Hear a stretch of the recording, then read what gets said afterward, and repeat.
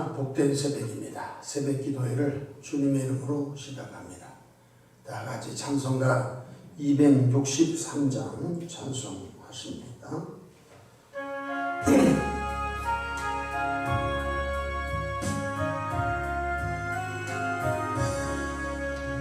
이 세상 엄하고 나 비록 약하나 늘 기도 힘쓰면 큰 권능 얻겠네. 주의 은혜로 계속 받아서 비와 같이 붉은 눈같이 이겠네. 주님의 권능은 한없이 크니 돌 같은 내 마음 못 녹여주소서. 주의 은혜로 계속 받아서 비와 같이 붉은 눈같이 이겠네. 내 맘이 약하여 늘 넘어지오니 주 예수 힘주사 굳세게 하소서. 주의 은혜로 계속 받아서 비와 같이 붉은 눈같이 이겠네. 죄상 받은 새 사람 되어서 주 앞에 서는 날 늘 찬송하겠네. 주의 은혜로 계속 받아서 비와 같이 붉은 눈같이 이겠네.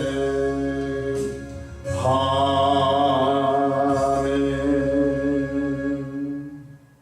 사도신경으로 신앙 고백하십니다.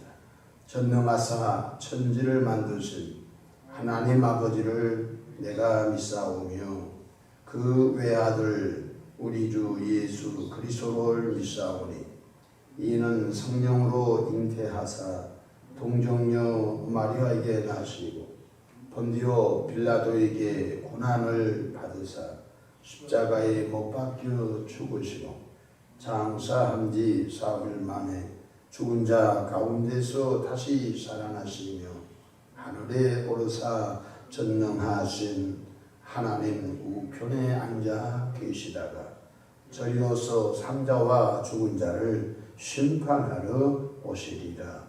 성령을 믿사오며 거룩한 공의와 성도가 서로 교통하는 것과 죄를 사하여 주시는 것과 몸이 다시 사는 것과 영원히 사는 것을 믿사옵나이다. 아멘. 영광과 존귀와 감사와 찬송을 좋으신 사랑의 아버지 하나님께 올려 드립니다. 지난 간밤도 주님 날개 아래 품으시고 보호해 주셨다가 한날의 생명을 또 연장해 주셨으니 오늘 또 새벽 미명부터 황혼이 있던 저녁 시간까지 시간 분분초마다 우리 주님 돕는 손이 함께 하소서. 위로는 하나님께 영광을 돌리며 우리 주변에 선한 영향력을 끼치는 축복의 통로들로 역사해 주시기를 바랍니다.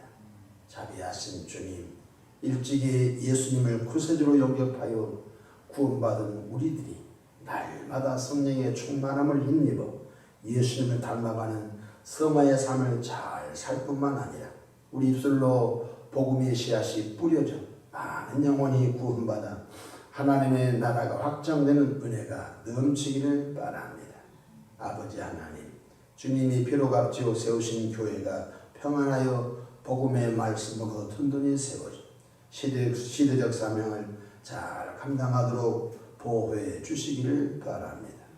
삶의 여정 가운데 크고 작고 수고하고 무거운 짐들 주님께 이 새벽에도 맡깁니다. 사랑의 주님, 주님의 선하신 방법으로 응답해 주시옵소서. 혹독한 코로나 시기를 통과하고 있습니다. 교회적으로, 가정, 개인적으로 영적 타격, 재정적 타격, 건강의 타격을 당하는 사람 없도록 하나님의 방법으로 주야장창 불담으로 지켜주시옵소서. 새벽에 종이 강단에 섰습니다. 주님이 보혈로 덮어주시고 성령 충만함으로 시대적 사명을 잘 감당하게 도와주시옵소서. 예수님의 이름으로 기도하옵나이다. 아멘. 함께 은혜 받을 하나님의 말씀 사도행전 14장 1절로 7절입니다. 이에 이고니온에서 두 사도가 함께 유대인의 회당에 들어가 말하니 유대와 헬라의 허다한 무리가 믿더라. 그러나 순종하지 아니하는 유대인들이 이방인들의 마음을 선동하여 형제들에게 악감을 품게 하거늘 두 사도가 오래 있어 주를 힘입어 담대히 말하나 주께서 그들의 손으로 표적과 기사를 행하게 하여 주사 자기 은혜의 말씀을 증언하시니 그 신의 무리가 나뉘어 유대인을 따르는 자도 있고 두 사도를 따르는 자도 있는지라. 이방인과 유대인과 그 관리들이 두 사도를 모욕하여 돌로 치르고 달려드니 그들이 알고 도망하여 로가오니아의 두 성 루스드라와 더베와 그 근방으로 가서 거기서 복음을 전하니라. 아멘. 오늘도 성령의 감동하심 속에서 순종하여 승리하시기를 주의 이름으로 축원합니다. 저를 따라하겠습니다. 오늘도 나와 우리 가정 우리에게 기적이 일어납니다. 오늘도 나와 우리 가정 우리에게 기적이 일어납니다. 저는 본문 말씀을 통해서 복음을 거부하는 실체라는 제목으로 함께 은혜를 나누고자 합니다. 이 어둠의 세상의 왕은 누구일까요? 바로 죄악의 우두머리인 사탄 마귀입니다. 예수님께서 고별 설교 가운데 요한복음 12장과 16장에 정확히 말씀하셨습니다. 요한복음 12장 31절 이제 이 세상에 대한 심판이 이르렀으니 이 세상 임금이 쫓겨나리라. 예수님께서 6월절에 잡혀 갈보리 언덕 나무 십자가에 죽으실 것을 주님이 아셨습니다. 그런데 주님이 이렇게 말씀하셨습니다. 이제 이 세상 임금이 쫓겨나리라. 꼭 그렇게 말씀하셨어요. 여기서 이 세상 임금이 누굽니까? 죄악의 우두머리 사단 마귀를 말하는 것입니다. 요한복음 16장 11절 심판에 대하여라 하면 이 세상 임금이 심판을 받았습니다. 그러니까 심판이 누구를 심판하는 거냐면 바로 이 세상의 우두머리, 바로 죄악의 우두머리, 바로 마귀를 심판하는 것입니다. 일단 마귀를 심판해야 마귀가 제 우두머리라고 심판을 내려야 그리고 마귀를 따르는 자를 심판을 시키게 된 것입니다.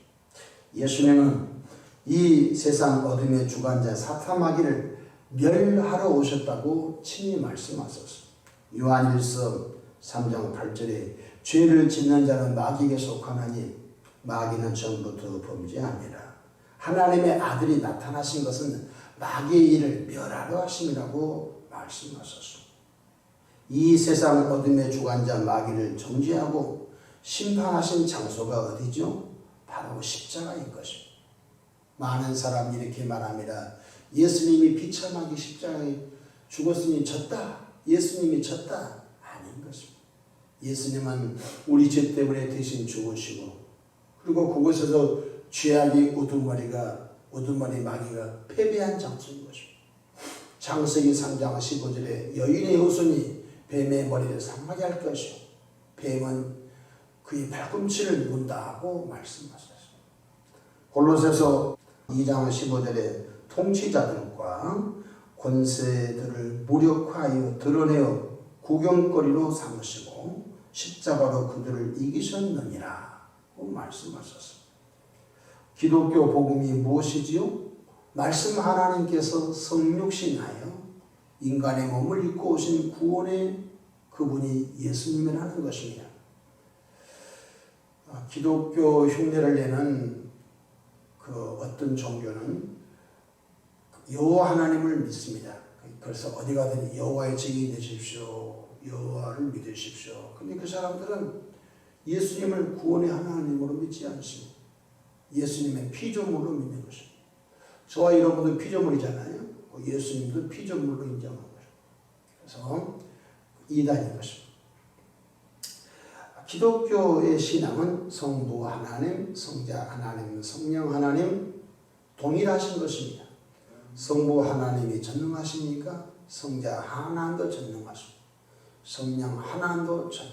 차등이 있는 것이 아닙니다.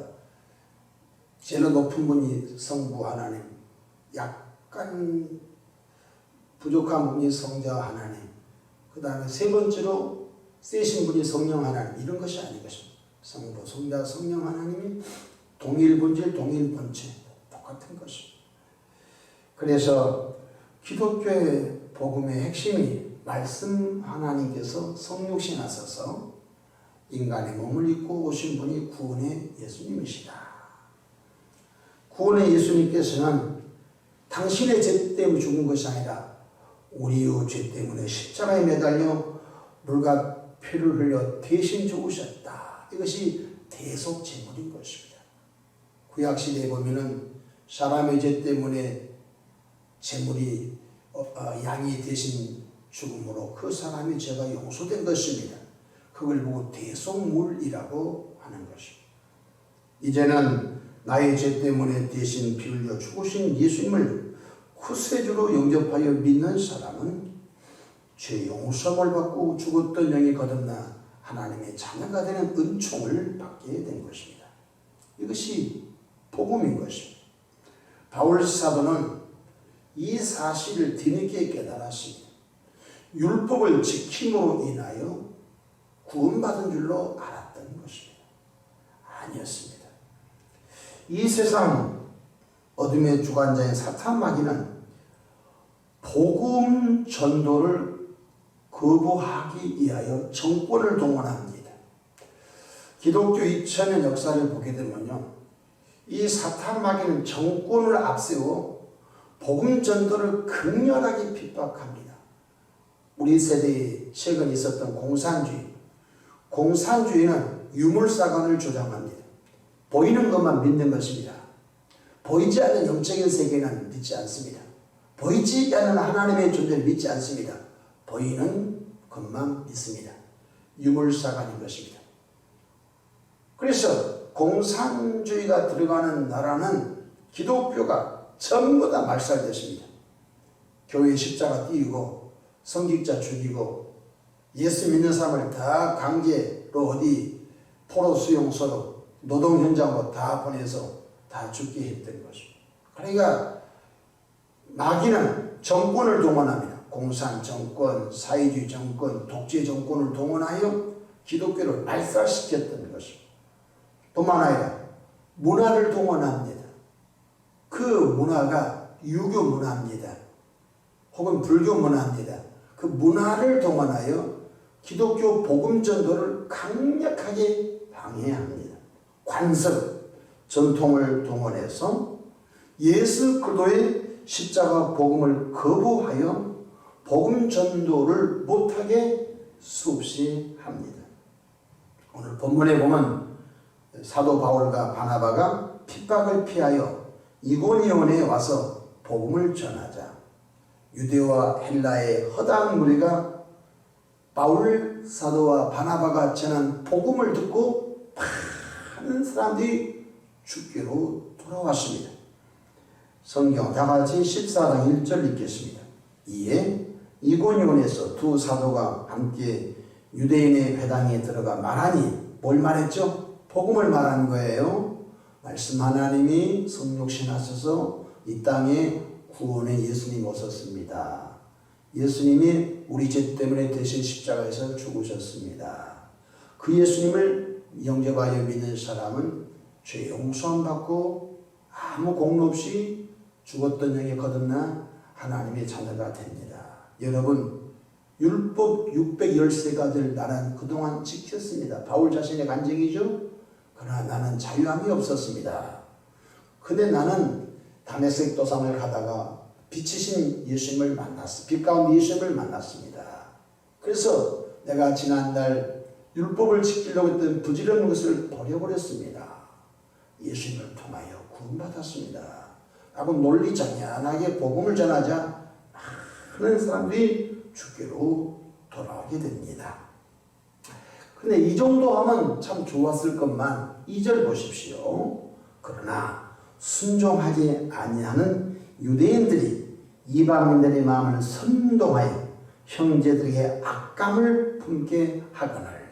항상 복음이 증거되는 곳에 호사다마라고 좋은 일 있으면 반드시 사탄 마귀는 주변에 여러 사람을 동원하여 복음 전도를 방해합니다.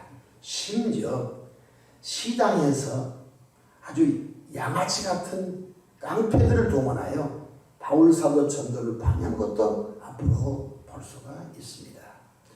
그래서 2절 보니까 이방인들의 마음을 선동하여 형제들에게 악감을 품게 하여, 형제가 누구죠? 바울과 바나바에 대해 악한 감정을 품게 하여 극렬하게 복음 전도를 방해합니다. 실체가 누구죠? 사탄 마귀가 누구를 동원하여? 악한 감정을 품은 자를 동원하여 선동하여 복음 전도를 방해했던 것입니다.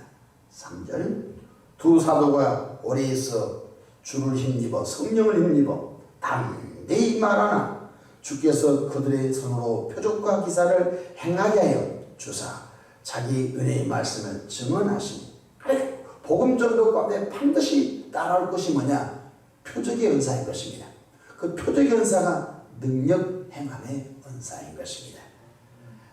사도 베드로가 이렇게 말하죠. 은과금은 내게 얻거니와 내게 있는 것은 내게 주느니 곧 나사렛 예수 그리스도 이름으로 일어나 걸어라. 손을 잡아 일으키니 앉은 사람이 일어나 걸어라. 이것이 표적의 은사인 것입니다. 그것을 보고 누가 믿지 않을 사람 누가 있겠어요? 룻다의 애냐가 죽었어요. 애냐 일어나라니 애냐가 살아나거든. 표적의 은사인 것입니다. 여러분, 욥바의 다비다가 많은 사람을 구제해서 병들어 죽었어요. 다락에 그 시신을 씻어 올려놨는데 하나님의 종 사도 베드로가 다비다야 일어나라 하니까 죽었던 시신이 벌떡 일어난 것입니다. 그러니까 이런 표적의 은사를 통하여 도무지 믿지 않을 수가 없는 거예요. 그래서 하나님은 전도자에게 표적의 은사, 가장 은사를 왜 주시냐면 현장에서 보여줘야만이 사람들이 꼬꾸라지고 예수님을 주로 영접할 수 있는 은혜가 있기 때문에 그런 것입니다. 심지어 사도 베드로 그림자만 덮여도 침상에 누워있는 환자가 일어나고 병든 자 고침받고 수많은 귀신이 나갔다고 우리는 배우고 있습니다. 주의 손이 함께 하셔서 많은 기적이 일어났습니다. 4절 보십시다. 그 시내에 무리가 나뉘어 유대인을 따르는 자도 있고 두 사도를 따르는 자도 있더라. 유대인을 따르는 자가 누구죠? 여전히 유태교의 범주 안에서 있는 사람도 있고 율법을 통하여 의롭게 된다고 하는 범주 안에 있는 사람도 있고 이제 바나바를 통하여 바울을 통하여 전하는 복음을 따르는 자가 이고니온에서 있게 된 것입니다. 5절 갑시다. 이방인과 유대인과 그 관리들이 두 사도를 모욕하며 돌로 치르고 달려졌니. 그러니까 복음 전도를 어떻게 하든지 막으려고 하는 마귀는 아주 완악한 사람을 동원하여 돌로 쳐서 바울 사도를 위협하고 진짜 죽이려고 하니까 바울 사도가 이고니온에서 발을 띄고 또 다른 장소에 가서 복음 전도를 하게 된 것을 볼 수 있습니다. 그들이 알고 도망하여 루가오니아의 두 성 루스드라와 더베와 그 근방으로 가서 거기서 복음을 전하니라. 이쪽이 안 되면 저쪽으로 가고 저쪽에 복음의 문이 막히면 이쪽으로 가고, 하나님의 종들은 바로 계속 성령께서 복음 전도자를 이끌어간 걸 다 분별하면서 이쪽에 길이 막히면 성령이 어디로 갑니까? 저쪽에 또 길을 열어주시면서 계속 복음 전도에 초대교인들을 매진한 것을 볼 수 있습니다. 오늘 저와 여러분들은 참 행복하고 좋은 시대에 살고 있습니다. 초기 교회 시대는 핍박의 시대였습니다. 예수님이 승천하시고 오순절 마가다락방에 성령이 임하시고 120명의 제자와 사도들이 복음을 전한다고 합니다. 기독교 신앙이 급속하게 확산된 데 반드시 핍박이 따라왔습니다. 핍박이 있으니까 고통의 시대였습니다. 그럼에도 성령 충만한 사도들과 성도들은 죽으면 죽으리라는 믿음을 가지고 복음 전도에 매진했습니다.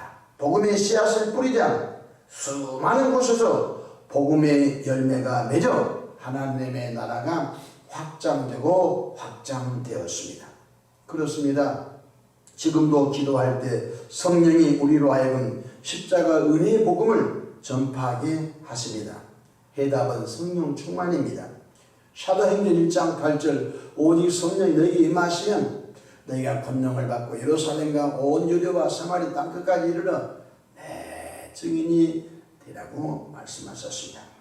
우리는 복음을 거부하는 실제가 사람으로 알고 있습니다. 그렇지 않습니다.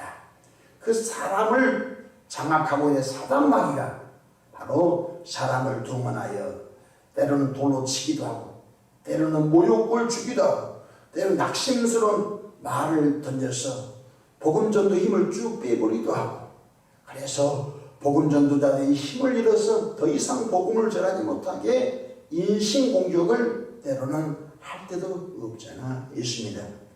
그래서 저 사람이 내게 한 것이 아니라 저 사람을 장악하고는 마귀가 저 사람을 통하여 복음전도의 길을 꺾으려고 한 것들을 우리는 꼭 기억하시면서 나는 너와 싸우지 않는다. 너를 붙잡고는 사단 마귀를 예수 이름으로 싸운다 라고 하면서 여전히 복음전도에 매진하는 저와 여러분 되기를 주 이름으로 축복합니다. 코로나 시기입니다. 많은 사람들이 우왕좌왕하고 있습니다. 앞으로 어떻게 살까? 미래 어떻게 살까? 미래 어떻게 살기는요, 이보다 더 험한 세상도 기독교 역사 다 살아왔는데요. 여러분, 에덴 동산에서 아담과 추방을 당하고 난 다음에 죄악된 세상에서 땅을 갈면서 살았어요. 그때부터 수많은 것들이 있었어요. 여러분, 이보다 더 큰 것도 다 이기면서 왔어요. 오늘 저와 여러분들은 코로나로 인하여 우왕좌왕하지 마십시오. 복음은 여전히 복음이며 십자가 능력은 여전히 십자가 능력이며 예수님은 여전히 전능하신 구원의 하나님이신 줄로 믿으시길 바랍니다. 예수님께서 내가 곧 길이요 진리요 생명이니 나로 말미암지 않고는 아버지께 올 자가 없다고 말씀하셨습니다. 다른 이로서는 구원을 얻을 수 없나니 천하 인간이 구원을 얻을 만한 다른 이름을 주신 일이 없다. 예수 외에 구원자가 없다는 사실을 명심하기를 주 이름으로 축복합니다. 오늘 한날도 좋은 일이 있을 것입니다. 예수님의 이름으로 마귀를 대적하고 예수 피로 마귀를 대적하며 성령의 도우심으로 힘써 복음의 씨앗을 뿌리기를 주 이름으로 축복합니다. 기도하겠습니다. 좋으신 주님, 주님의 은혜 속에서 하루를 출발합니다. 성령님의 도우심으로 출발합니다. 성령님, 우리 영혼이 복될 뿐만 아니라 내가 받은 귀한 십자가 사랑을 또 다른 사람에게 전하여 구원의 역사가 확산되고 하나님의 나라가 누룩처럼 번져가는 역사가 있기를 바랍니다. 주님, 우리 대한민국에 이슬람권이 정착되지 못하게 이슬람인들이 기독교로 개종하게 하시고 먼저 믿는 기독교인들이 정신 바짝 차리고 2천만 명 이상 기독교가 부흥하는 은혜가 있기를 바랍니다. 아버지 하나님, 특별히 간절히 구합니다. 대한민국이 기독교로 더 충만하지 않고는 아버지 위험할 수 있습니다. 하나님, 우리 아버지 온 기독교인들이 다시 복음의 씨앗을 뿌리고 또 뿌려서 이 땅에 하나님의 나라가 든든히 세워짐이 있기를 바랍니다. 감사하고 예수님의 이름으로 기도하옵나이다. 아멘.